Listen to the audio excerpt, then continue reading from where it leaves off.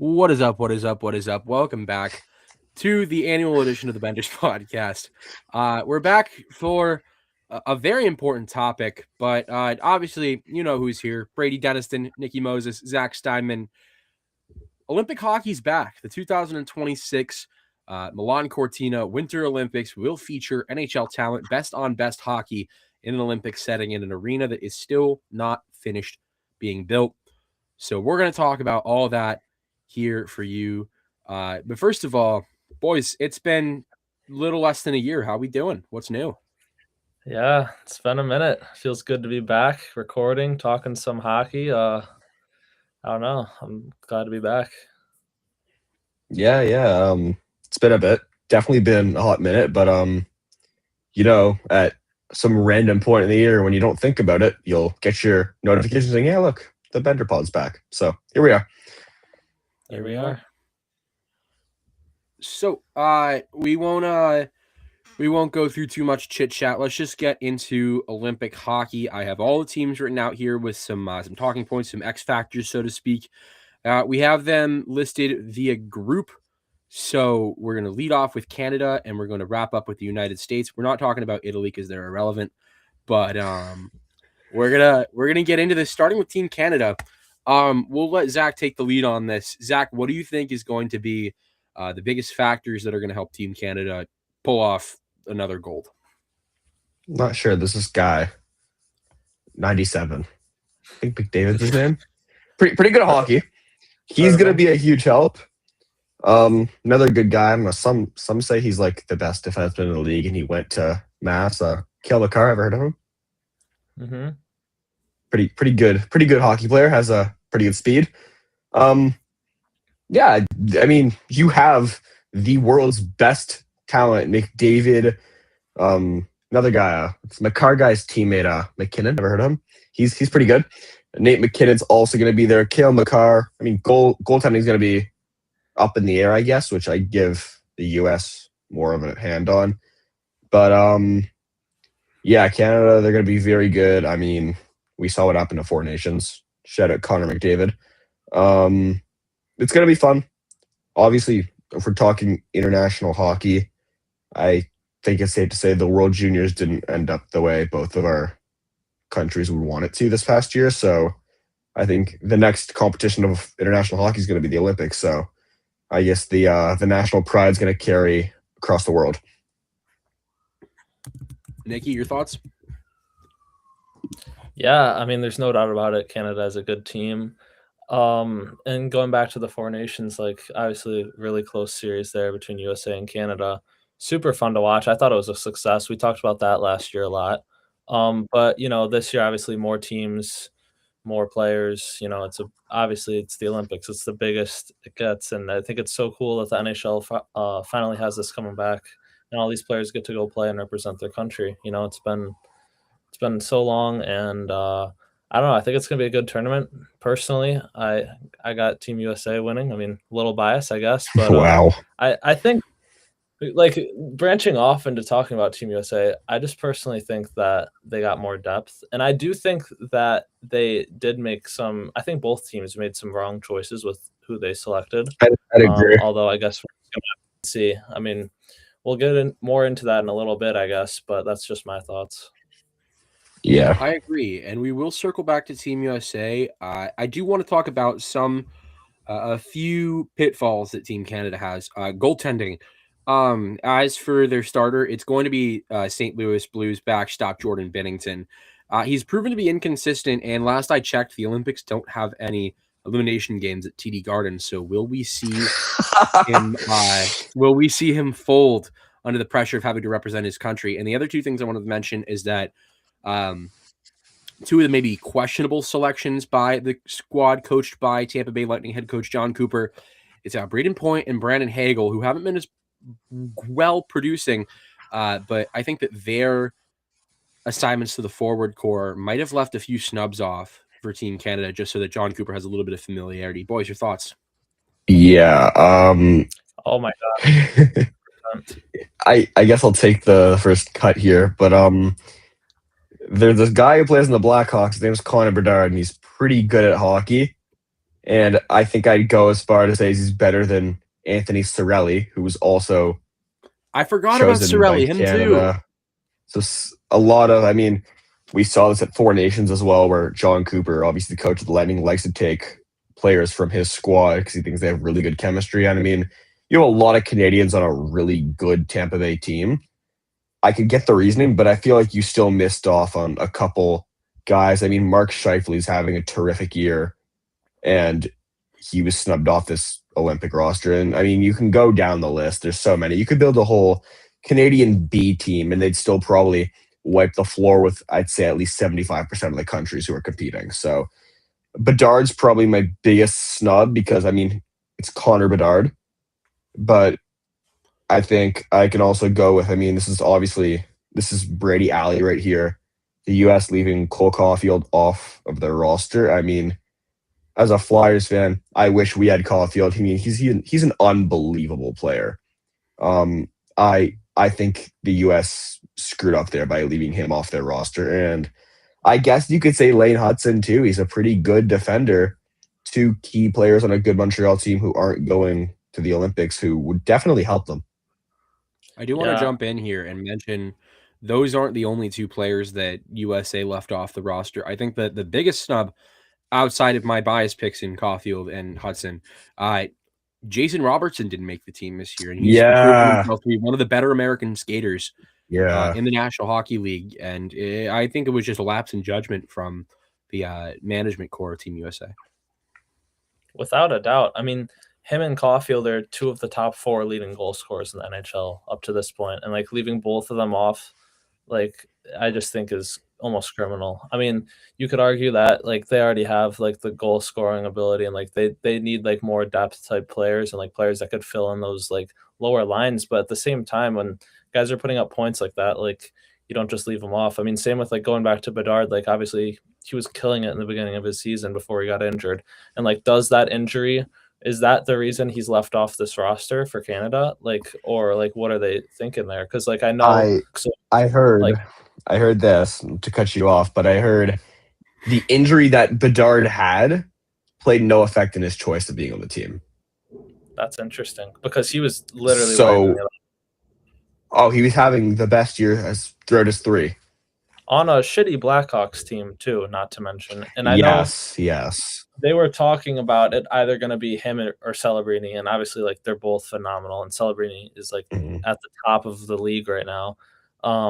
I mean, all those young guys, even Schaefer too. Like these guys are like young players that could play, and they all like could have a spot on this team. And they just at the end of the day, they had to make whatever choices they thought were best.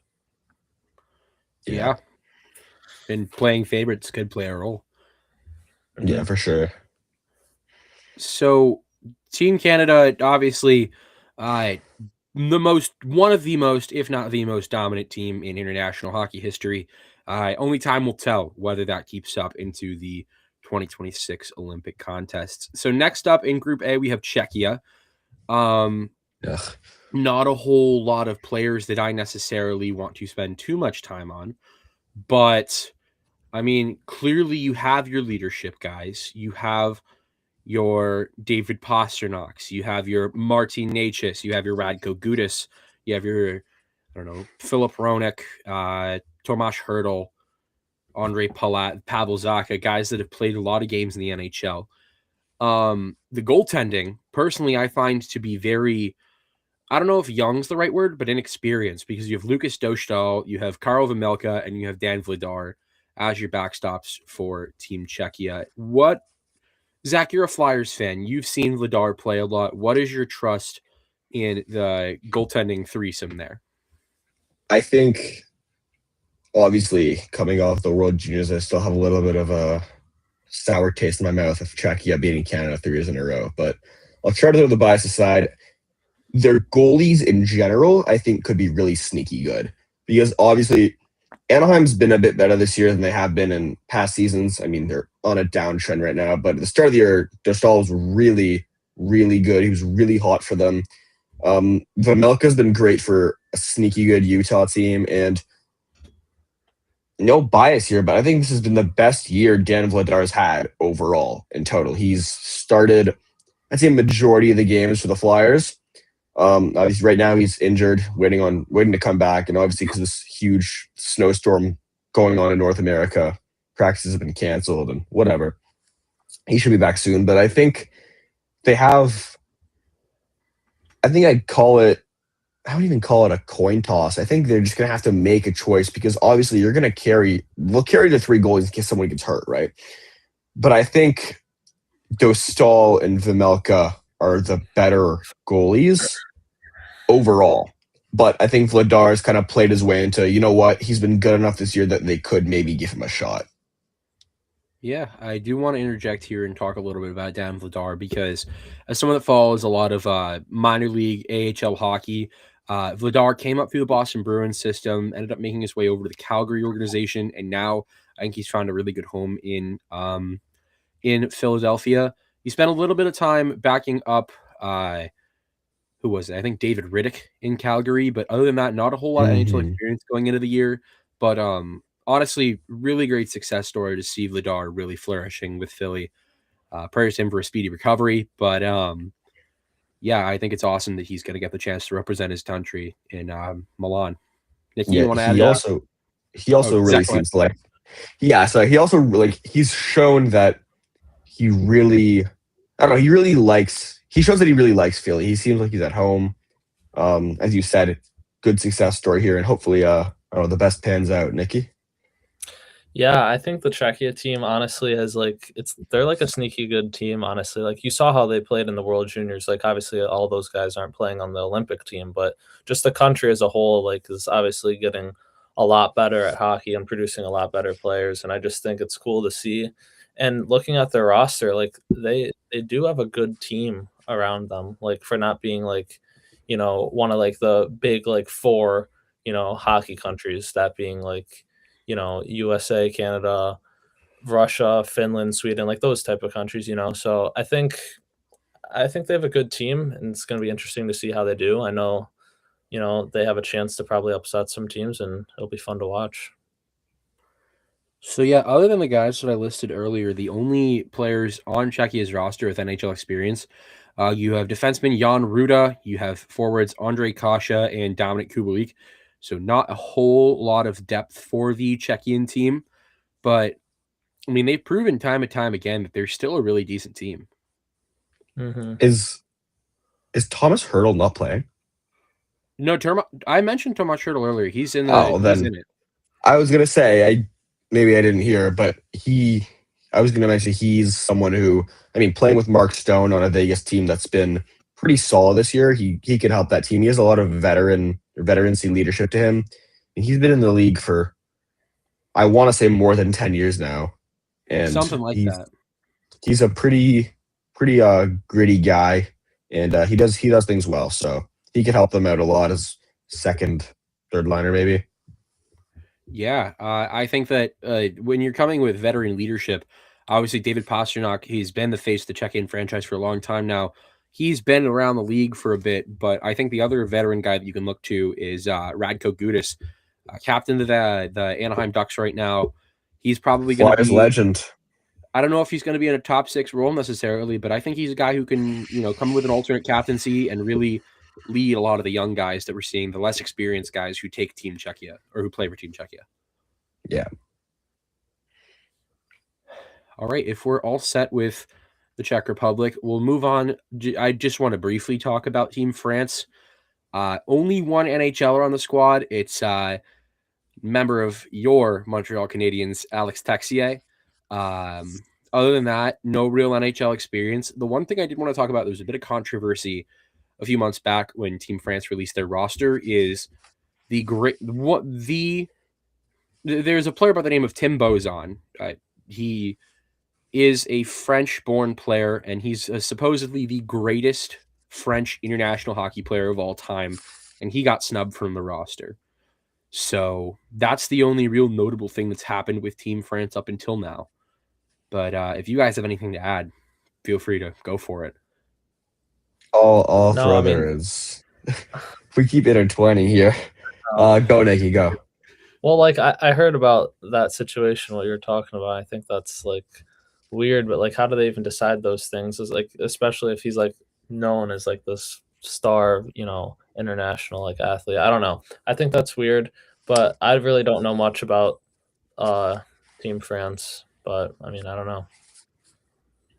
Yeah. Yeah, I didn't even hear about that story in general. I just know, I mean, France in general, I think obviously Texie is the one guy that comes to mind, and then Flyers legend Pierre-Edouard Bellemare is the only other guy that rings a bell when it comes to the French national team. So, yeah, Yes, sir. then Go ahead. yeah, I think that's really it. I mean, they're not going to be one of the best teams. If not, I think they'll be done pretty quickly. But That's such a that's really French all. name. That's the most French name I've ever Yeah, heard. Like, what a name! Wow. Oh, yeah. there's definitely worse. For Just a on the hockey roster, player, good. we got Stéphane Dacosta. We have Pierre Crinon. We have Hugo Gallet. We have Enzo Cantagallo. Enzo, Yeah. what a name. Florian Chakiakvili. There's a lot of interesting names on here, but For a second, I thought you were going to say Florian Xhaka. oh no, I wish. Let's put him on the French We're national getting- team. Let's just get him some experience in best on best hockey. We're getting a Brady today. Exactly. He's gonna give his best. Every Impersonation, country, so. the best player, Brady will say their name in that nationality's accent. We missed Czechia and Canada. Yeah, we missed Czechia. Give us your best player on Czechia in that accent, and the best Canadian player in that accent. I'd love to hear what you got going for Canada. So I'm not going to do that for the hope of not getting canceled, but Canada I'll do just because I want to make fun of Zack a little bit. But we'll go with Connor McDavid. All right. Anyways, I said it. I can't do a Swiss accent, but we're gonna talk about Team Switzerland now. The two main goaltenders that aren't like young for Team Switzerland are the only two players that I have written down that I wanted to talk about. Reto Berra, he used to play in the NHL with the Avalanche, Ducks, and I believe Panthers. I think he's no longer used to the pace of play. And then the only other healthy Swiss goalie is Leonardo Giannoni, and he's never faced NHL talent. So do we think that the goaltending issue for Team Switzerland is going to be something that proves detrimental to Team Switzerland? Like, yeah. I mean, Switzerland's going to be better than Italy and France. Yeah. But I don't think they're going to be far off. Like, how many NHLers are they sending? Because I know, obviously, I think Timo Meier, but so I don't think there's many more. We have Akira Schmid, Nico Hischier, Kevin Fiala, Timo Meier, Nino Niederreiter, Philip Kurashev, Pius Suter. Okay, so maybe there's more than I thought. Jonas Siegenthaler, JJ Moser, and then Dennis Morgan and Sven Andergetto, who used to play in the NHL. Well, they got a decent squad. I mean, so that's actually much better than I expected that they would have. Honestly, I think that they have more depth than Team Czechia. I guess what you're trying to go at about their goaltending situation is that those two you mentioned are going to be backing up Schmid. So yeah, to be perfectly honest with you, until I just pulled up the roster, I had no idea that Schmid even made the team. I didn't even realize he was Swiss, to be honest with you. Yeah, I didn't either. So I mean, Schmid will help. He's an NHL goalie. I mean, obviously he backs up Aiden Hill or Carter Hart when they're in Vegas, or I don't know if Vegas carries all three goalies at once, but he has that NHL experience. He's had, this might be his second, maybe third year, but he should hold the fort down a little bit until they start playing tougher teams. Yeah. Like Canada, the US. Who else? Mm-hmm. Nicky, do you want to add anything? Or? That moment of silence. I was gonna say I'm trying to pass the torch around here. Yeah, I mean, you guys, said it pretty well. There's not much to say. It's it's it's a battle of, you know, who's gonna outperform expectations, honestly, because like we already know like the top few teams. I mean, so it's, I don't know. I feel like these guys take this tournament as an opportunity to just like have fun, you know, show up for their home country, and who knows, maybe some players will surprise us. But I don't know enough about a lot of these guys to comment. But I like that roster. It doesn't look too bad to me with all the NHL experience. Definitely, yeah. So that's going to do it for Group A. Moving on to Group B, we have the Finnish national team leading off. The two players that I have written down is, first of all, the youngest player on the roster, and I'm a little bit biased for writing this down because he is a member of my Montreal Canadiens, is Oliver Kapanen. He's 23 years old. That's not the way you said it before. Oh, boy. Let's hear it. Everyone get ready to hear Brady's Finnish accent about his favorite Finnish player. Anyways, Let's go. Oliver Kapanen, he's 23. He's 23 years old. The youngest player on the roster. How quickly can a guy like Kapanen, who he's obviously played in World Junior tournaments, he's playing on one of the younger and more on the up and up teams in the NHL with better potential. How quickly can he adjust to best on best play like we're going to see in the Olympics? I'd say he's in luck. He's playing with a top 4 team in the Olympics this year. The Finns are going to be good. I'm not sure if I give them the hand over Sweden, but the Finns will be good. They got a lot of, I'd say, not raw talent, but they got a lot of talent overall throughout the top of their, like, from their first forward line all the way down to their goalies. I mean, they have Rupe Hintz and Mikko Rantanen, who obviously play with each other in Dallas, and it won't stop there because they just have so many other players. I don't have the roster pulled up, but I'm definitely leaving some key guys off there. I mean, another Dallas star who's finished, Miro Heiskanen. I mean, having him on your first line of defense, you can't really go wrong. But I think he's in luck. He'll get some good mentoring by some other veteran Finns. And obviously, I mean, this is kind of what the national tournaments are about. You bond with other players who also come from your country, and you learn and you play for your whole entire country, your whole nation. Yeah, I agree. I think having that experience too with like former teammates, kind of how we talked about with even Team Canada and how they took a lot of guys from that Lightning team. I think it's good to build on prior like relationships, but it's also good to make new ones during this tournament. And yeah, like you said, the Finns are going to have a strong team, and I see them going head to head with a team like Sweden. Like I think that they're comparable for sure. They'll be close. Yeah, definitely. I think that Kapanen comes in with a lot of great experience that you can really build upon. He's consistently been a top 6 forward. I'd say more middle 6. He's been splitting time between the second and third line in Montreal. Doesn't get the chance to play with fellow Finnish past line mate Patrick Laine, obviously with injury.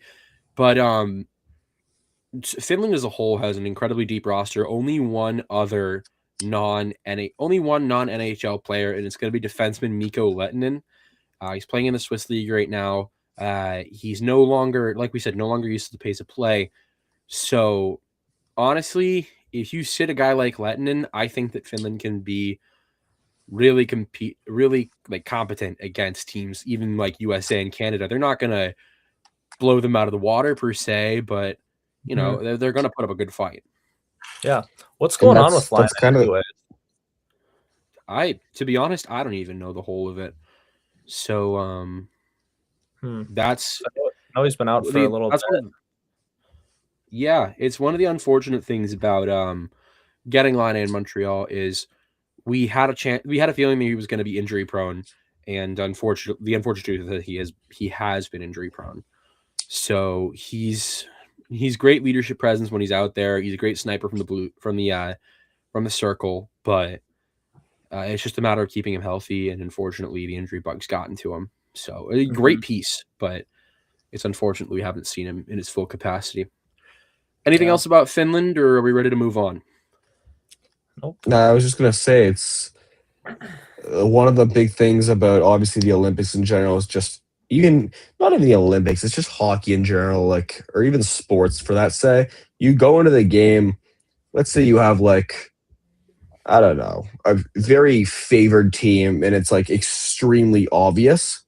That other team that's not as favored could come out there and give you a run for your money. And I mean we see that all the time in sports. So keep the fins on your eyes. I could possibly see them meddling. Yeah. Oh, for sure. I definitely think they have a chance. Even look back at last year, not to mention it, but Latvia gave Canada a pretty good run in the World Yeah. Juniors. That Oh, didn't yeah. need to be brought up. Yeah. Anyways, yeah, but I can see the USA, Sweden, and Finland are going to be on the same echelon. If Canada can confirm, like, there's a really good chance that Canada wins gold. As much as I hate to admit it as an American, let's be honest, Canada probably will win gold. But regardless, it's going to be an absolute dogfight between USA, Sweden, and Finland. Swinland, I was going to say. What is that a mix of Sweden, Switzerland, and Finland? Yeah. But it's gonna be neck and neck for those silver and bronze medals. Anyways, wrapping up with Finland, we're gonna move on to Italy. They don't have any NHLers. They have a few players whose names don't even sound Italian. I do want to go over some of these names because they're like some of them sound Italian. Like we got Gianluca Vallini, but then we have guys like Diego Costner and Matt Bradley. Matt Bradley sounds so unbelievably American. Yeah, Alex Patan. Only name that I can recognize off of this Italian team's roster, other than Thomas Larkin, because he just has the same name as Dylan Larkin, is you have Cristiano Di Giacinto, who played in the Rangers organization for a while. But other than that, no real experience playing American pro, you know? Or not American, but North American. Shout out Italy for having good pizza and pasta. Oh, hell yeah. Yeah, they can provide the food and the unfinished arena. Yeah, what's up with that? What's like? I think we should talk about that for a bit because if we're not going to talk about their roster, I feel we got to talk about how this arena is like A, it's smaller than your regular size. B, it's unfinished. C, it has its own problems, and apparently D, there's going to be a problem for the fan seating. Like, what's going on here? I want to say that one of the how problems do you mess that up? The locker rooms weren't done.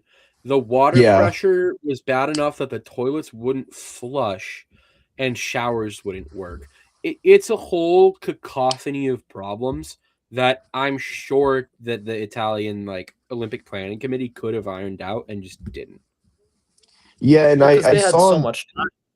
Yeah, they were doing it must have been a few weeks ago. They were doing a game to test the ice, and there was a big hole. I think it was in the neutral zone or in around a face-off circle. There was a big hole in the ice, and they just had to stop the game. Like the ice kind of like went downwards a little. So that there's always I saw that. And I don't know. I guess we're gonna have to see how the ice looks by a few weeks. It's just the only thing I'm thinking is like, how do you you're given so much time to prepare, and this is like the biggest event for winter sports like there is, and like obviously hockey hasn't been in the Olympics at this level in so long. It's like letdown that like you want this to go smoothly, you want things to like look nice, you want to like show like how cool hockey could be at best on best, and like you can't even get the arena right. It's just odd to me. Yeah, definitely odd, but I don't know. Ideally, they pull it together because the only other options if the ice is this bad and the conditions are this bad, the NHLPA pulls out and says, no, we don't want our players going for the safety of our players. So, and how horrible would that be? That'd be pretty brutal. After what? This is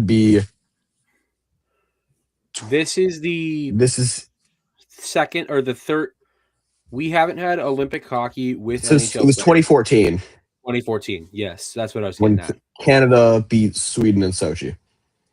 TJ Wow. Oshie shootout goal. That was pretty insane.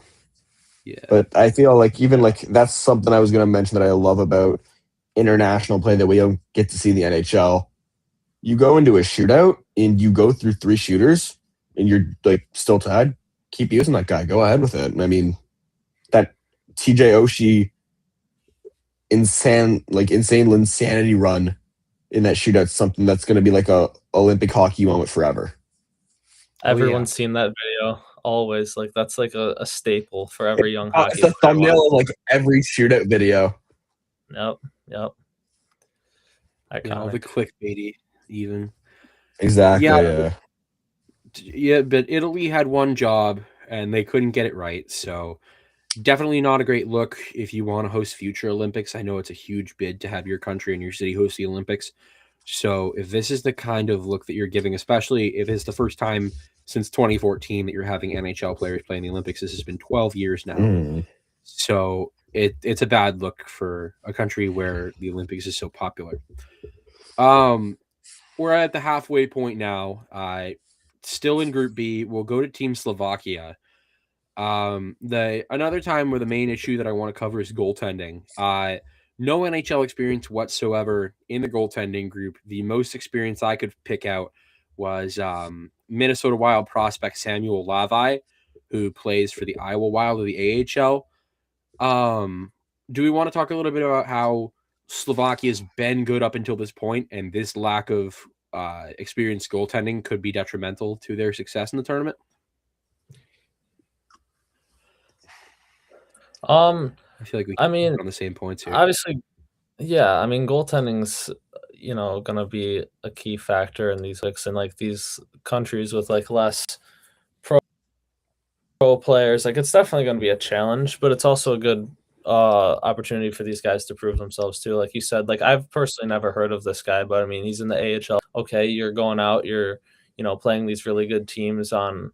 You have a chance to do something big. Like that's the only thing I could say and think of is that like these guys, like just what an opportunity it is and like how cool it is to be able to like, showcase your talents on this stage,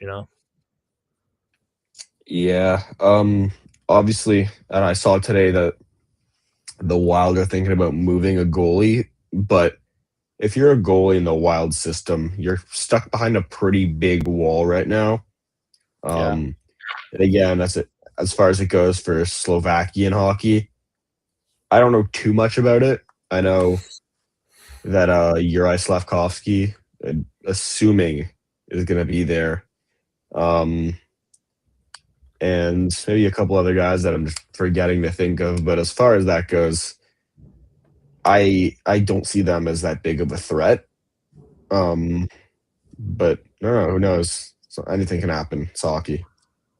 Yeah, I can't lie. A little bit more underwhelming of a roster than I expected.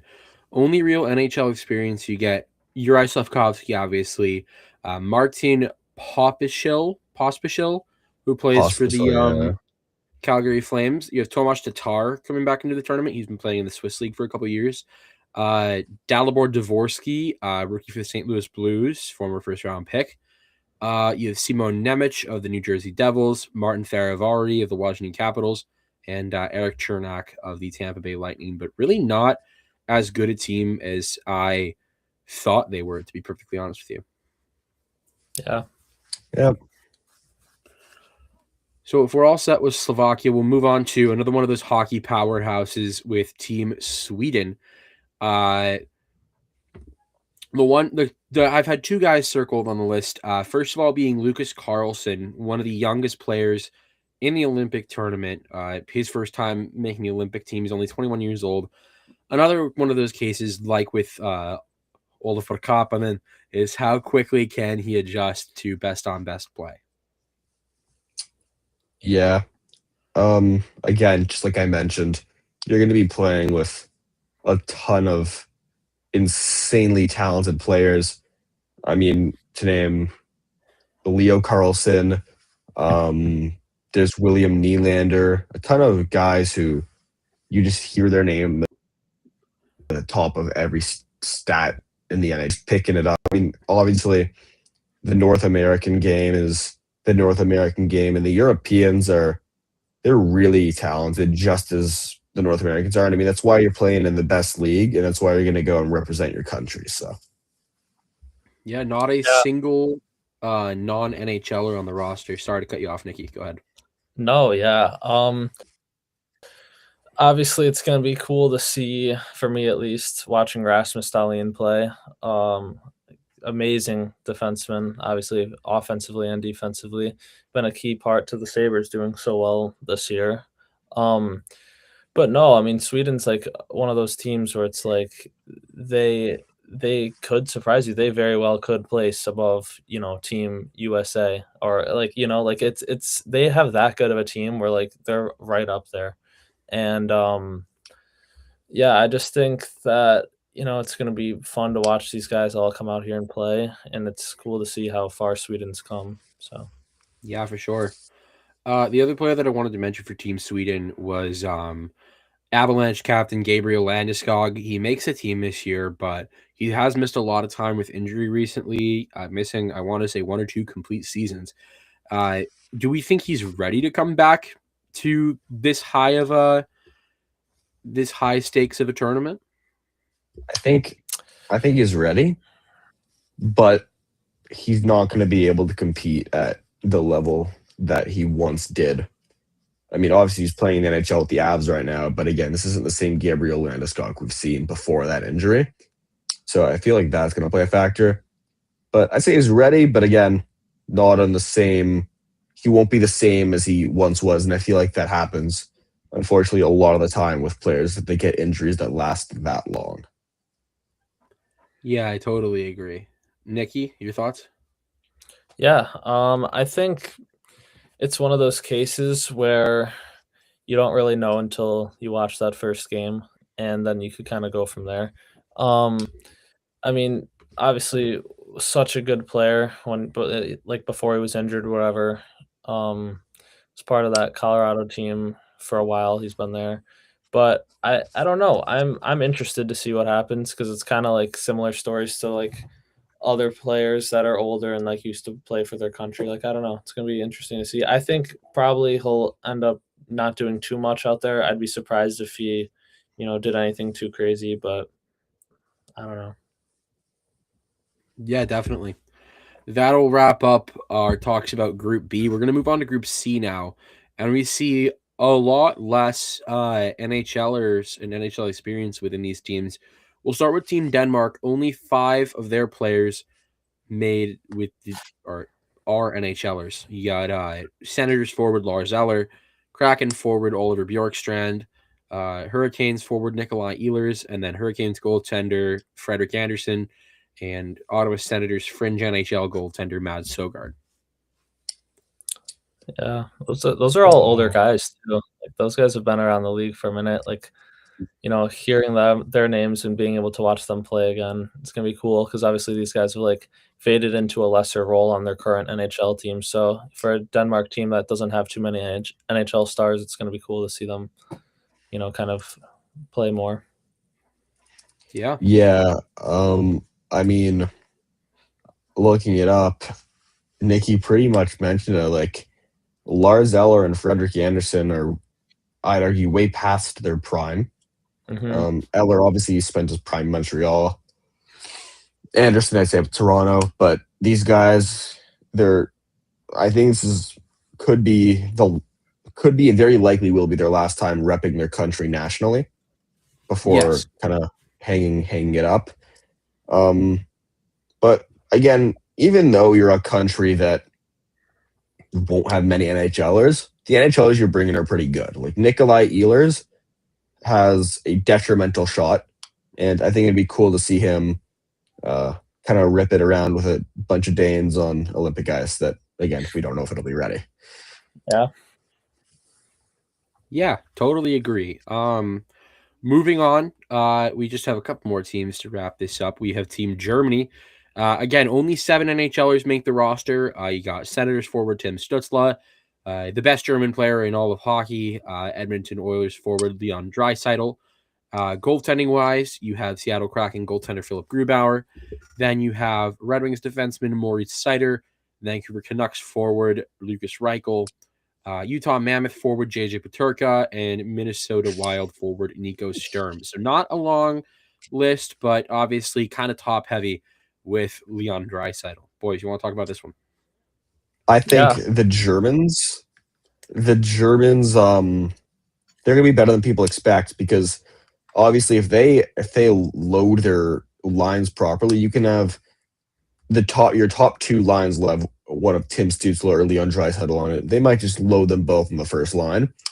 But the names you named off aren't bad players. Like, they're players who are pretty solid. And again, your best three players are going to be Draisaitl, Stützle, and Maurice Seider, who are all very good NHLers. And there's really no denying that.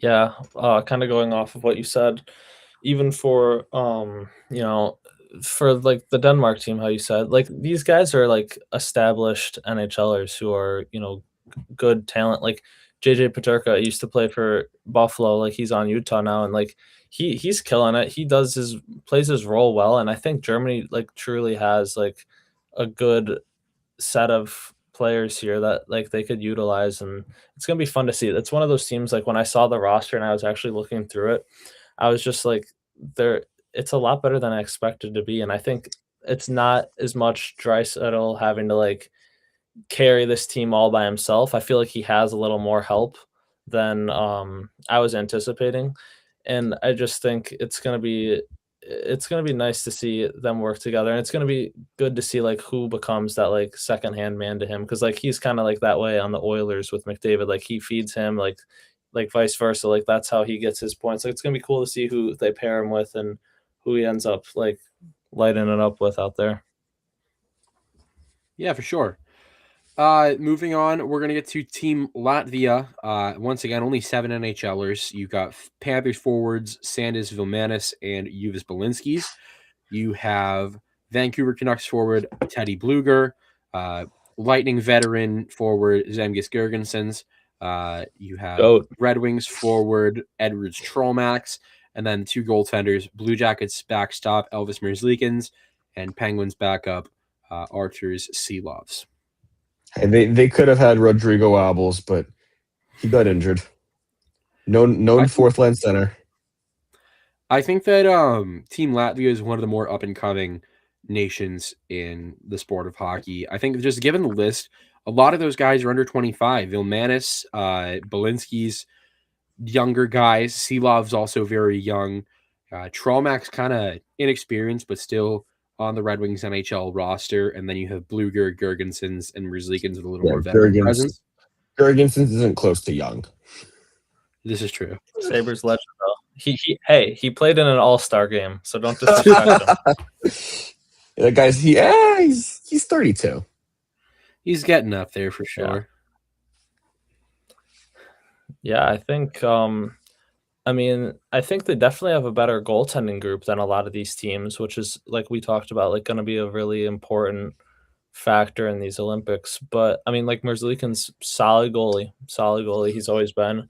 I don't know. Like I think they're gonna be. I think with that team, like it's gonna be not like as high scoring games as a lot of the other teams. I think they're gonna keep it down a little bit, but it'll be cool to watch, I think. Yeah, without a doubt. And as we've seen in the past, in a lot of these international tournaments, sorry about that.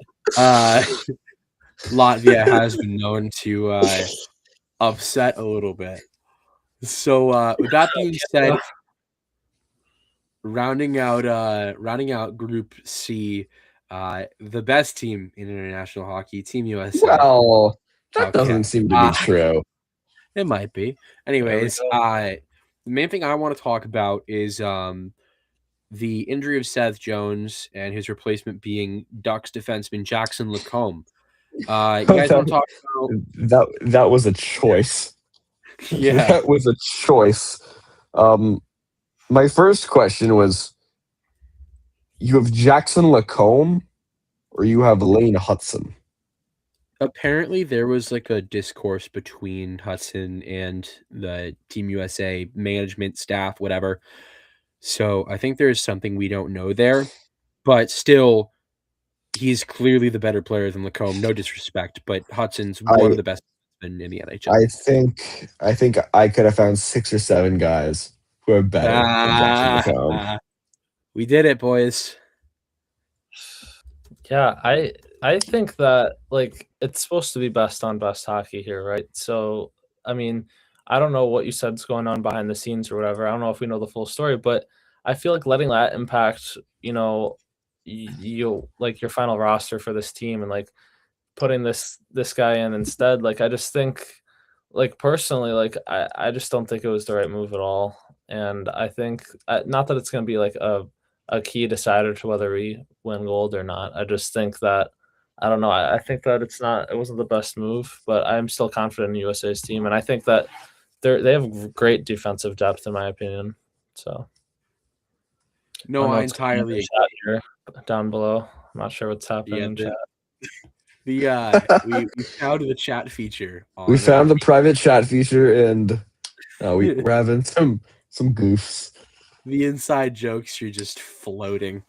But while I have a second to mention this, I do want to talk about how Team USA has a lot of a little bit grittier players. You think the Kachuk brothers, you think JT Miller, guys who aren't afraid to drop the gloves. We think back to the Four Nations face-off and the supposed group chat that they had plotting to fight against Team Canada. But what it's going to come down to is how well will these guys be able to balance the physicality with like actual production and pace of play. I think they'll be good. Like they'll be all fine. They're NHLers, so they understand that not only are they gonna play their best, they're also doing the best they can to bring their country another Olympic medal. Yeah. I think like you said, like the toughness aspect of it, like it's cool to see that in hockey, and I think the Kachuk brothers bring that like right to us, like you saw in the Four Nations last year, and I think they're gonna get the boys all fired up, and everyone's gonna be ready to go head to head with these teams. I mean, it's cool to see that, I think they just have so much goal scoring ability on this team, which is going to be cool to see too, like on top of their grittiness and whatever. Obviously, like we said, both Caulfield and Robertson aren't on the team, and they still have a lot of goal scorers on that team. I mean, it's just going to be a matter of who shines when the lights are the brightest out there. So, yeah. Definitely. So that wraps up every single team in the Olympics that we could cover. Sorry, Italian hockey fans, if you exist. So just to wrap up the Olympic segment here, let's just give our official predictions as to who medals this year. Zach, you've been sort of taking charge on a lot of these. Real quick. Yeah. I just want to say before we move on, I was wondering your boys' thoughts on Russia still not playing and how that changes everything. Because I personally feel that, like, I know there's a lot of controversies going on with their country and all this and whatever, but I definitely feel that there could have been a way to bring these players to play this best on best. It's not best on best without the Russians, because they are absolutely phenomenal, and they could easily place and win a medal. So I just want to know your thoughts on that. The only thing I'm make earlier, Zach, go ahead. I was say the only thing I'm going to say, Matvey Michkov. That's all I got to say. That's all I got to say. Michkov's better. No, he's not.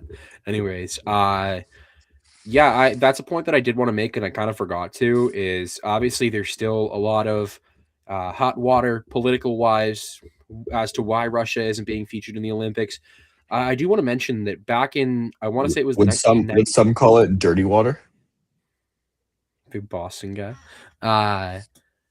There's, I want to say the 1992 games, they had a unified team with members of what it was at the time, the Soviet Union. I think if you sent a team in of Russian players, and I'm trying to word this properly so that I don't get flamed for it. Field a team or ice a team of Russian players, but market them as a team that is not necessarily Russian, then I don't know. I think it could work. That's what I was thinking too, and it's just one of those unfortunate things that these players have to suffer the consequences of their country. And I think that obviously there's been a lot of countries involved in controversies over the past couple of years and whatever, and still been able to play. And I just think it's just disappointing that you aren't going to be able to see these guys, especially someone like Ovechkin, who this would be his last chance to dish it out in that Russian jersey, and that would be cool for people like us who grew up watching, that back in the day, to play with someone like Matvey Michkov and all these other Russian guys that are killing it out there. Nicky's just trying to find an excuse to say the word Matvey because he has a friend named Matvey. I guess I am. Yeah. Yeah, but with that being said, let's. The unfortunate truth is we have no real say over this, and Russia's not going to be playing in the Olympics this year. That's a perfect segue into let's medal these teams. Who do we think is going to take gold, silver, and bronze? And Zack's been taking a lot of charge in the conversation, so I want him to go first. I want to hear. See this? We know who his pick for gold is. So there's something about my jersey you guys can't see. There's actually gold etching on the jersey. And with that being said, Canada's taking gold. There's nothing more I would love to see than a gold medal game of Canada and the US. And of course, it's going to be an 8 a.m. gold medal game, which is just brutal. I won't wake up to watch it if Canada's not playing. And I think, predicting, I'm going to say Canada will win gold. And as I said, I would like to see the U.S. in that game, meaning the U.S. would win silver. And I think in the bronze medal game, I'm going to say it'll be Sweden, which is kind of, I guess, basic. But what's not basic about that is, as I said, Finland would medal. If it gets to a point where they have to face the Czechs, I think the Czechs would end up playing Sweden, if that's a possibility, instead of Sweden playing Finland. So I think my top 5 would be Canada, US, Sweden, Czech, Finland. That's awesome. I love that. Nicky. All right, so I like his predictions, but I mean, personally, genuinely just looking at this from an unbiased point of view, right? Canada and USA favorites to win. But I just personally feel that the USA and all those guys that were on the Four Nations, they are bloodthirsty for revenge against this team, and it's became even more so of a rivalry, and it's that much more personal. And I see USA pulling it off in a close game. So I would give USA gold, Canada silver, and I'm gonna go with Finland for bronze here. I think that they have good goaltending depth with obviously UPL in goal. He's my guy. I'm gonna root for him. UC Saros, they have a good squad in front of them, and I think that the goaltending would give them an edge over some of these other teams. And although you could argue that Sweden would place over them, I think it's the Finns year instead of Sweden. Definitely. My initial prediction was a little bit more similar to Zack's in that I had Canada winning my gold medal. But as much as we talked about it throughout the episode, talking about how important your goaltending is and how important the backstopping is, it all comes down to goaltending. And I think pound for pound, Connor Hellebuyck, Jake Ottinger, Jeremy Swayman, that's a better three trio is the word I was looking for, than Binnington, Aiden Hill, and the other one who I honestly forget. It's not Montembeau this year. Regardless, so give me the USA taking gold, Canada taking a close silver. It's going to be a very close game, and honestly, cannot wait to watch it. And then in that bronze medal, I agree with Nicky. Give me Finland. I really like the roster they've put together. I think they're extremely deep, and I'm excited to see what they can do. So that's going to do it for our Olympic segment. Before we wrap this up, there's other sports that we cover here, so we'll save football for last, just because there's a lot of fun banter that we can get into with football. Baseball's out of season right now, but that doesn't mean that there's not a lot happening. Zack, I'd like to start by congratulating the Toronto Blue Jays on their AL title. Sorry it didn't go your way in the World Series. That was an incredible series that I think we all really enjoyed watching. It's always the Dodgers, man. It's always the Dodgers. 7-game series that came down to a Miggy Rowe home run. Just most unlikely of heroes. But Zack, if you want to comment on how the Blue Jays have been doing since then in their off season. Yeah, that's obviously still, like, I'd say heartbreaking. I've been a Jays fan since, say, 4, 5 years old. So that whole postseason run was kind of insane to have click together. I was lucky enough to go to 2 playoff games. Game 1 of the ALDS, where the Jays just made the Yankees their son, and I feel like that was the theme of the series. Sorry, Nicky. We just own you. And obviously, I got to see Game 6. I got to see Game 6 of the ALCS against Seattle, which forced a Game 7, which was pretty sick. Yeah, that was a ton of fun. And obviously, the World Series went to the World Series went. But I think the whole season, for a team that everyone predicted to be 4th or 5th, I don't know if we go look back at the season predictions in the previous pod, I definitely had the Red Sox and Yankees above the Jays, which hurt me to do. And coming down to game 162 of the season, the Jays did what they had to do and won. So they ended up taking the East. And I guess that whole postseason run felt special because for a group of guys that weren't your best, like a Dodger team, kind of came together. And I mean, we have a new MLB postseason hit leader, and that's my boy, Ernie Clement. 30 hits in a single postseason. Hasn't been done before, clearly. So clearly he's doing something right.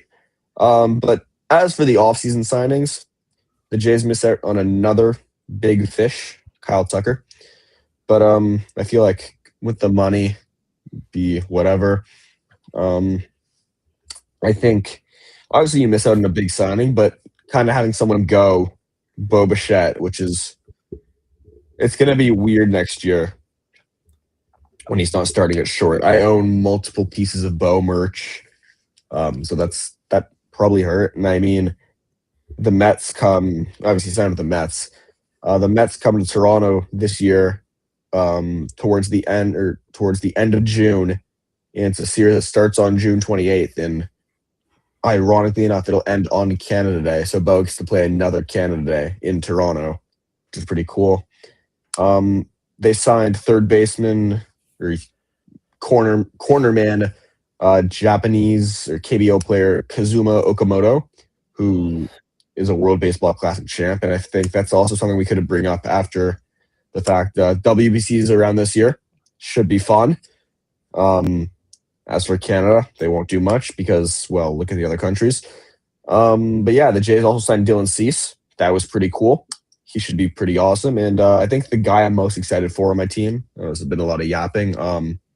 Obviously Vladdy, but really excited to see a full season of Trey Savage because that guy is a monster. I'm excited for him. Yeah, he's good. If you guys don't know Trey Savage, he was a Blue Jays draft pick, and after being drafted the following full season, he started the year in low A and made a World Series start. So let that sink in. He went from low A up to the MLB in about 5-ish months. So pretty insane. The guy has awesome stuff. And another signing the Jays made was Tyler Rogers. So you're going to have Savage, who was the highest release point in baseball, to the lowest in a submarine pitcher like Tyler Rogers. So that'll be cool. Yeah, very excited for the Jays. Hopefully Santander comes back healthier. I mean, the whole Jays team kind of just got the injury bug towards the end of the year, obviously. But what happened. They beat the Yankees, and the Yankees suck. So, yeah, that's my Blue Jays baseball rant. Nicky, I'm going to poke in here. I don't want to step on your toes a little bit because I know you're going to talk about your Yankees.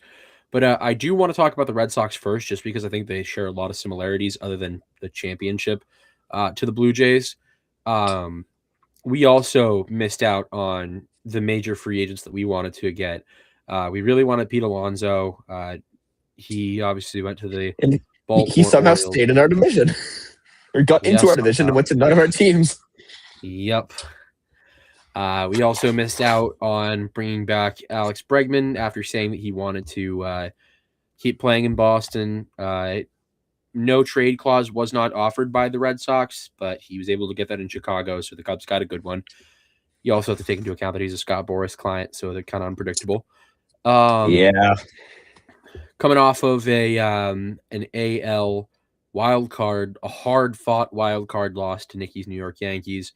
An injury-prone Red Sox team is going to come into a 2026 season with a bit of a bolstered rotation. We lose Lucas Giolito, but other than that, we bring in Sonny Gray, great veteran arm, as well as Ranger Suarez from the Phillies, who I'm really excited to see in Boston. You should be excited for him. He's a pretty darn good ball player.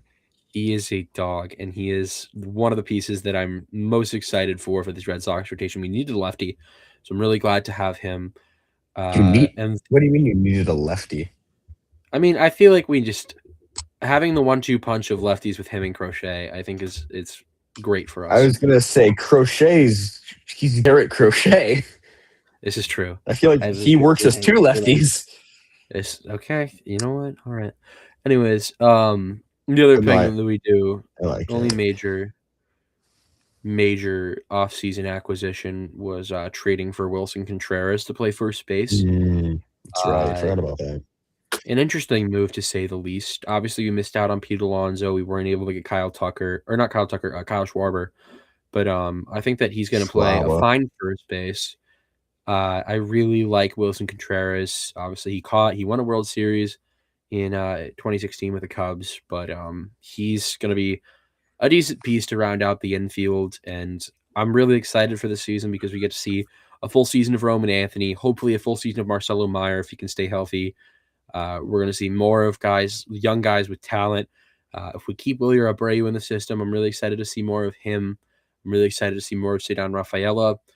The only thing that's really up in the air for me is what we're going to do with our fourth outfielder, because we still have Roman, Cedar, Wilyer, and Jarren Duran. And it's just a matter of which one of those players we lose. And considering that Duran entirely went cold at the end of the season, it wouldn't surprise me if we moved him.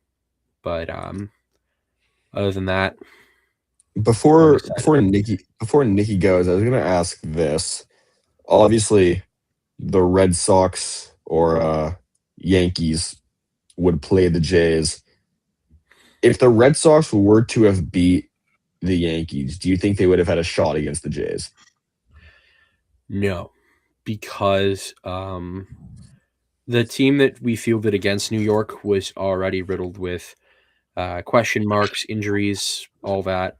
We didn't start Wilyer Abreu in 2 of the 3 games, and obviously the first one we squeaked out a win, but the second one we fell pretty hard. We also did not have Roman Anthony or Marcelo Meyer for the entire series, and I think that those two are entirely vital to team success. Young, fresh faces to see, and they hit really well in Yankee Stadium, by the way. But Toronto, just an incredible team this past year. The 1-2-3 at bats with or not even 1-2-3, but really it's more of a 1-2 between Vladdy and George Springer, and then you have so much depth. Guys like Alejandro Kirk who can execute. It's my and then goat. Your younger guys, you have your Ernie Clements, your Addison Bargers, your Nathan Lucases. Really just a team of scrappy, almost sabermetrics type guys that are really coming around in the sport. And I don't think that the Red Sox could have held their own against such a well put together team. Much respect to y'all. I'll give, as much as I hate the Yankees, I'll give Nicky this. I don't know. It might have been the first time where a team went like they lost the first game of this newly formatted 3-game wildcard series, lost game one, and came back to win both of the other games. So I guess shout out to you on that if that's all the nice things I can say about the Yankees. Thanks, Zach. Yeah. Well, I'll go right into it then. Starting off, I wanted to touch on, like you were talking about the Blue Jays and obviously Bo Bichette leaving. Like, I think it's interesting what the decision he ended up making or whatever. Because, like, I watched a lot of those Blue Jays guys play in their early days in Buffalo because That's they right. play, obviously Buffalo for the AAA Bison's team. Mm-hmm. And I just think, like, it was cool watching all those guys, like him, Vladdy, like these guys, like growing up into these like good players. And I think Bo Bichette was always one of those guys that I looked at was like he was a cool guy, and like even in Buffalo, like I always thought he was a cooler, dude. Just the way he plays, the way he dresses, the way he acts, like how his hair looks. Like I just thought he was a cool guy, and I think that I was kind of surprised by him kind of going for the money route outside of Toronto because, like, I know how much the city loved him there. Like, every time I've been in Toronto, Mm-hmm. like, you could tell how much he meant to them. And the fact that they were just so close to, and then he's leaving, like, I think that part of this business is just always something that I won't get. And I don't think you do get Mm-hmm. it unless you are the player. Um, I don't know. What are your thoughts on that? I was wondering, like, how do you feel about him as a player after seeing like him leaving like that? I mean, obviously, we know very well, none of us are Leaf fans, but the city of Toronto in general, how they gave the response to Mitch Marner in his first game back.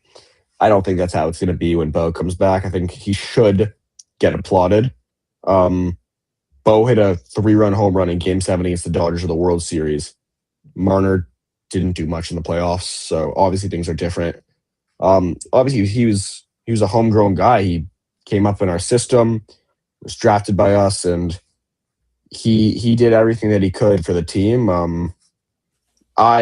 Me and many Jays fans say he saved the season. The Jays, or he was actually hurt. The Jays were in a series in Texas in May, and no one knew what the team was going to be like. And that series, I think both teams scored a combined maybe 10 runs, and maybe even less. But in the top of the ninth, the Jays were down 1-0, and Bo came up to the plate and hit a 2-run homer over the left field wall. And ever since then, the whole entire season kind of just shifted for the Jays. Mhm. So I guess that's what you could say saved the season. But Yeah. no, it sucks that he left. He wasn't a great defender, which I guess the Jays would work on more in that stop or that position now. But Andres Jimenez is the shortstop now, and he's a really good defender, and his bat could be useful. He's not a power hitting guy. Won't go hit you 20, 30 home runs like Bichette could have. But it's upsetting he's gone. But again, you said it's a business. The fans love him. So hopefully when he comes back, he gets that standing O and round of applause that he deserves. Yeah. I do So back want to No, go ahead. Okay, well, I was just going to touch on the Yankees briefly. I mean, I don't have much to say other than obviously the series with Boston was so cool. Like playing Boston and Toronto, like those are the two series that like these teams hate each other. Like, and it's conveniently all three of our teams that were, like involved with playing one another. But I thought in that Boston series that the Yankees, I felt like they were holding on for dear life at a lot of times, and I felt like I was surprised by how Boston was able to win that game one, and then I was impressed how the Yankees won those next two.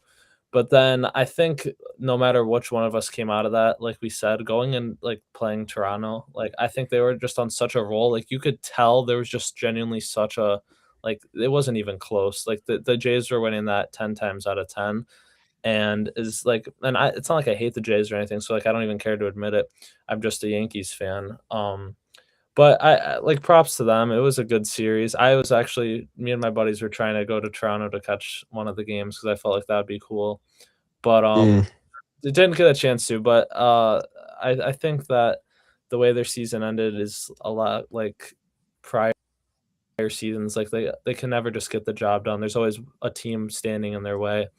But I think this year, like I have higher hopes for them. Obviously, the AL East is such a good division, Mm-hmm. and they just re-signed Bellinger, which I was super happy about. Wasn't sure if they were going to do it. But yeah, I hope to watch more of them this year. I didn't really watch too much of them last year, but until like the end of the season. But I think they're going to be a pretty good team. I think it's going to be Blue Jays or Yankees making it out, in my opinion. So let's hope the tables turned this year. I think overall that whole AL East, as crazy as it was this year, coming down to game 162, it's going to be so much worse next year when Baltimore is fully healthy. They're going to be a really good team next year. And I mean, I think I would even consider this an off year for them. They still have all the tools. They've Gunnar Henderson, Adley Rutschman, Pete Alonso now. Like, their team's going to be really good. Jackson Holiday, like, they're going to be good. And I think the AL East is going to be even more of a bloodbath this year than it was this past year. So I will say the Orioles do have a couple holes in the roster. They lost their two main outfielders in Austin Hayes and Cedric Mullins, and Anthony Santander, with that being said. But, like, it's not like they don't have the depth of guys. Now they have Pete Alonso. Even behind Adley Rutschman, they still have Samuel Basayo. And then in the infield, they still have Gunnar Henderson, Jackson Holiday. They're a young team. They're a fun team. And I think it's all going to come down to what they can do in the outfield. Can we write off the Rays? The Rays, they just don't look great.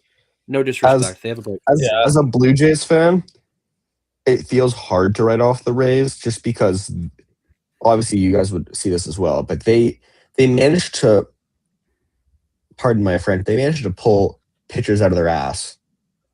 Like, they just get the most random guy. He'll go out on the mound and shove 7 innings, 2-hit ball.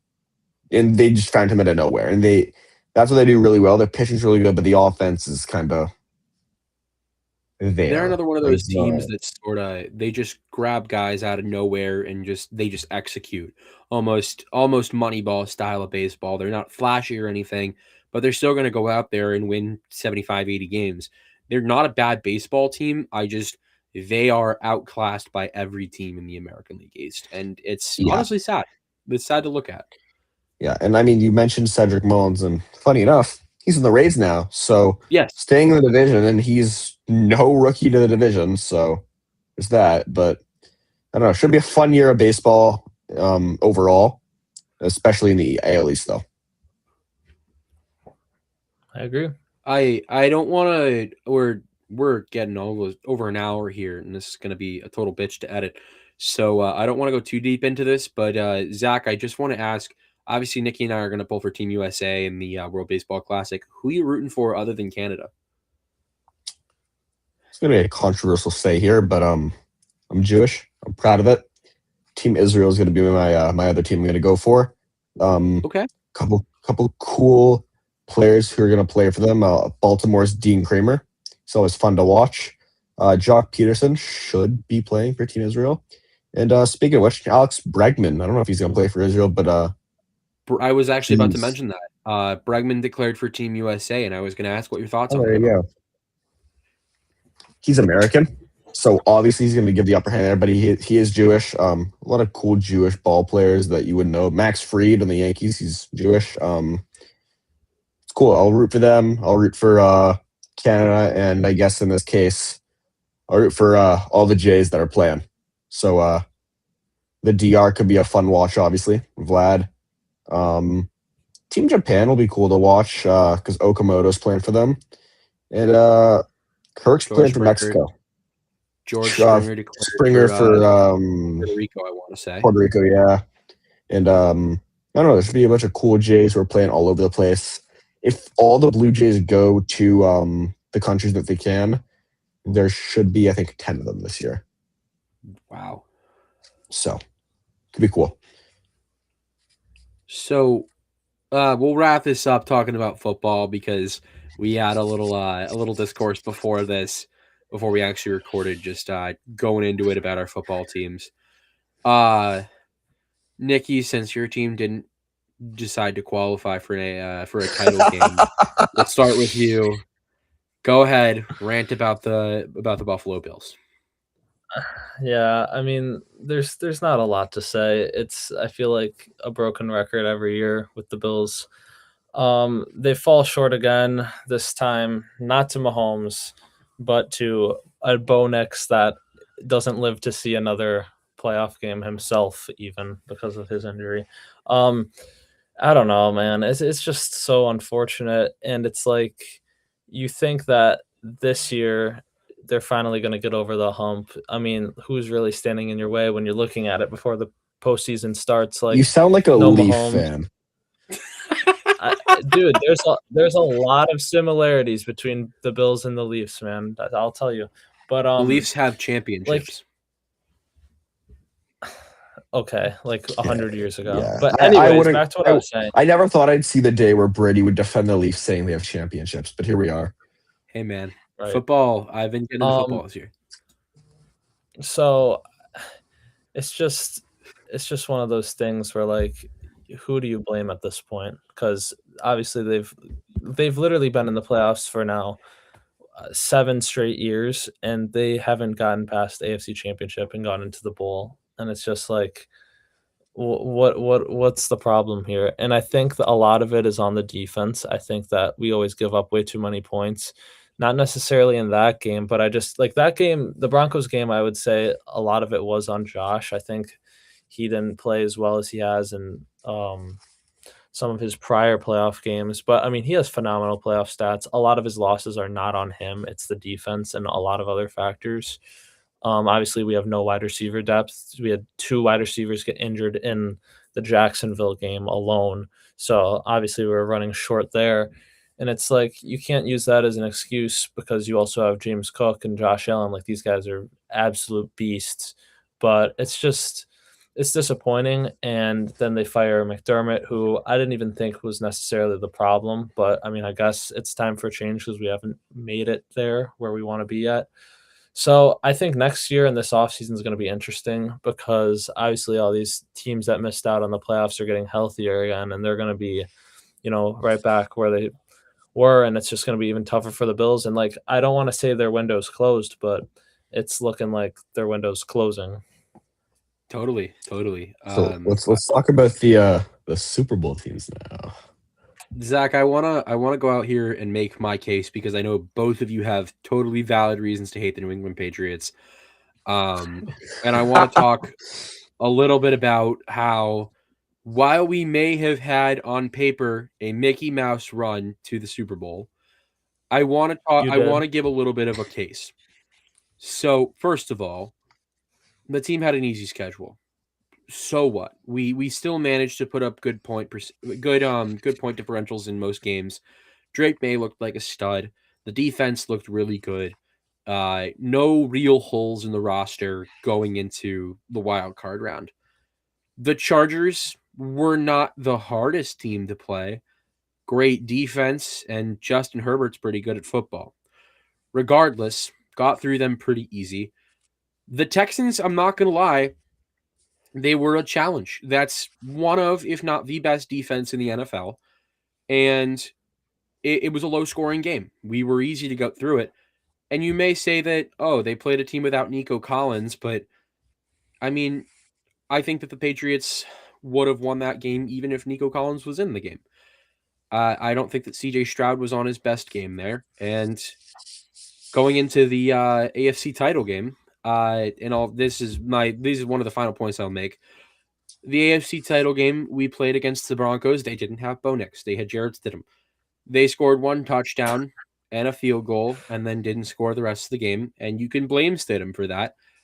But the team around him didn't look that great. And they had a good defense. We only scored 10 points to their 7.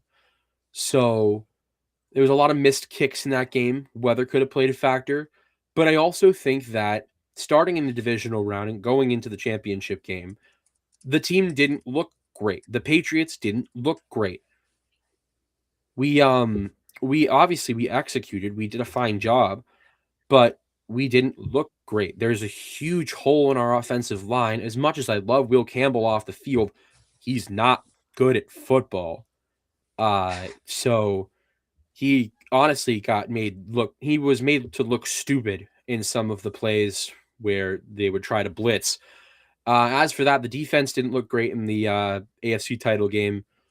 But regardless, even if the path looks bad, we have an AFC title on our hands. We made it to the Super Bowl, and there's nothing that anyone can do to take that away from us. Zack has said that in the chat that he will speak next, so I can only imagine where this is going. I'm going to sit back. So it's where I've just been thinking about this. Like, obviously, I watch some of the games with my friends, and obviously, even if my team's not playing, I think I watched every Patriots game with my buddy, funny enough, also named Brady, also a Patriots fan. He's a huge Pats fan, and it feels like every Patriots playoff game I watched was like the most boring game or just a really bad game. Like the game against the Chargers, like nothing really insane happened. Like it was a whatever. I went to watch at a bar or whatever. It's not a game that I would sit there and like, oh my God, I need to focus on this Patriots game. And then the game against the Texans, I look at the TV, there's a turnover. I look back and there's another turnover. It was just turnover central that game. Like it's like no one wanted the ball. And then obviously yesterday's game against Denver, Jared Stidham, whatever, very low scoring game. I feel like that case is different for a little bias for my Seattle Seahawks who are going to the bowl to face Brady's Patriots. But for the first time since Seattle was last in the Super Bowl, which was almost 10 years ago, 10 or more. And of course, it's going to be a rematch for Seattle. So that should be a ton of fun. But I feel like every playoff game, I mean, not every, we only played 2 games.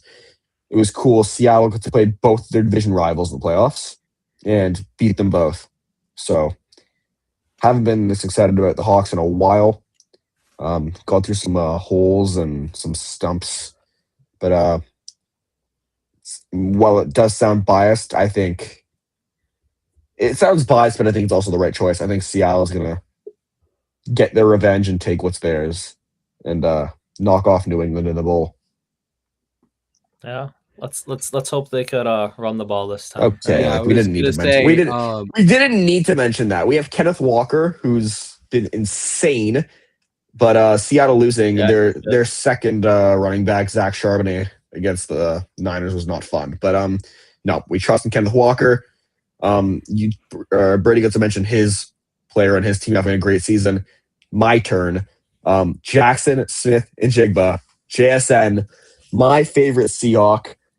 He's just had an insane season, something unheard of. Like if he didn't have one of those bad games against the Rams where Darnold threw 4 picks, I think he would have broken Calvin Johnson's wide receiver receiving yards record. But we can also take a moment to talk about our boy Soldier Sam Darnold.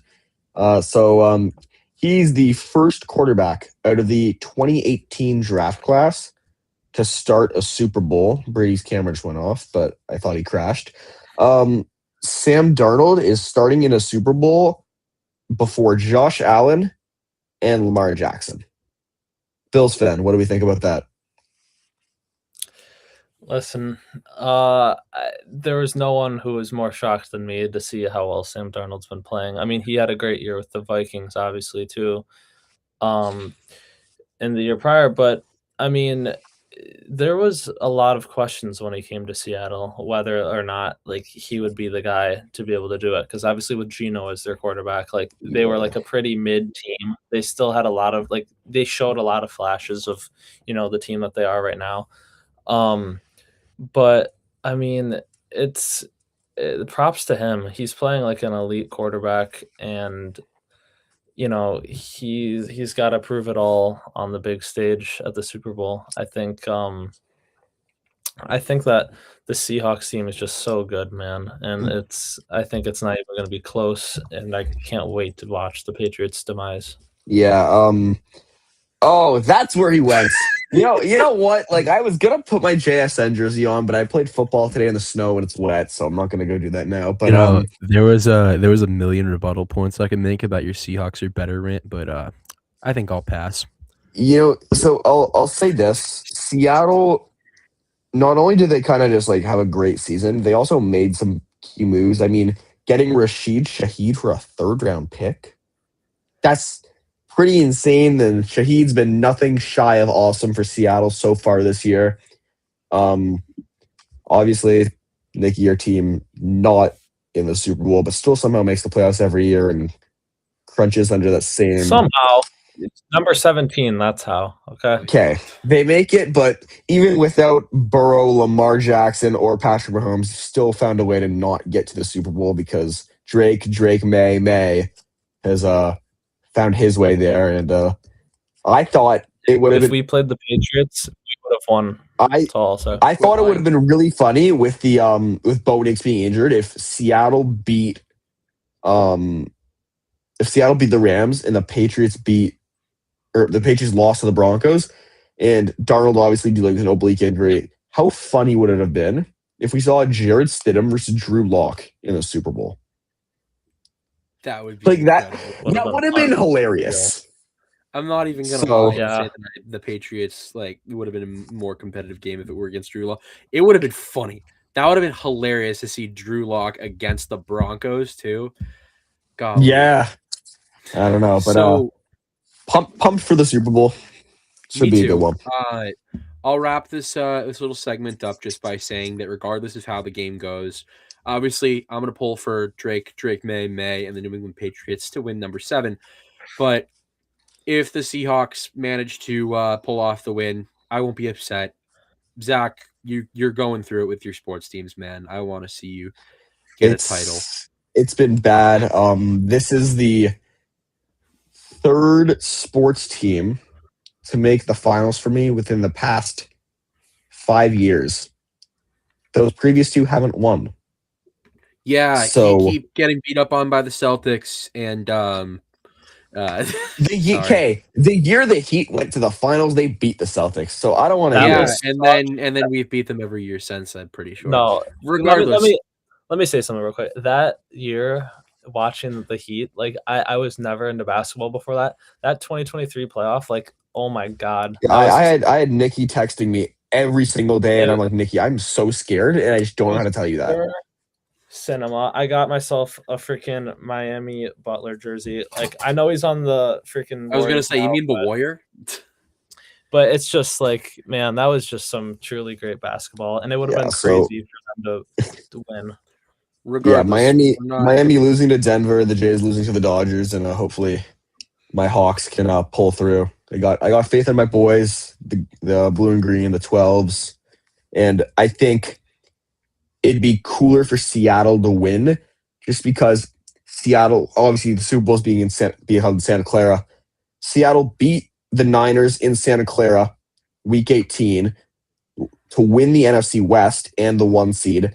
Left cigars in the visiting locker room in San Fran, then beat the Niners again in the divisional, who are obviously division opponent, then beat the Rams, who are also a divisional rival in the NFC Championship. And how cool would it be to top that all off by winning a Super Bowl on your division rival's field? It would be really cool and cinematic, but it'd be awesome. They're gonna win. Brady, you don't know the power of the dark side, bro. Yeah, you said that before. You don't know the power of Drake May. It's fun in games till he sees what happens on the dark side. I don't what a division that is too, by the way. Yeah, the NFC West is that meme. You know that meme with the 4 dragons and the 3 of them are really, really scary, and the one's just like a little cute one. That cute one's the Arizona Cardinals. Yeah. So it's a good comp. What's that? No, but final thought, Super Bowl is going to be a really fun game until Marcus Jones picks off Sam Darnold, starting the inevitable collapse of the Seattle Seahawks. So Sam Darnold actually threw for 350 in the championship game. That's all. And no picks. Hey man, so good for him. Good for him. He's been playing good. Pats have been slow playing their opponents. Anyways, I think that's gonna do it for another little reunion episode of the Benders podcast. Nicky and Zack, thank you as always so much for doing this. Folks watching at home, if we have any viewers, if you want to see more content like this, like, comment, subscribe, follow us on Instagram at BendersPod. And who knows? Maybe we'll decide to start being consistent, rolling out some more content as the NHL season wraps up. Maybe we'll have to do a little post-Olympics debrief if that sounds agreeable to y'all. Yeah, I think we could get a little something going here. I mean, it's always fun recording and maybe promote a little more, market a little bit on socials, and see what we could do because it's always fun. I think we do some good stuff here. Yep. Yeah. So with that being said, that's going to do it for our Benders Podcast Part 4. Alongside Zack Steinman and Nicky Moses, Brady Dennison signing off. Thank you all so much for watching. Have a wonderful Go rest Hawks! of your day. Boo. Boo.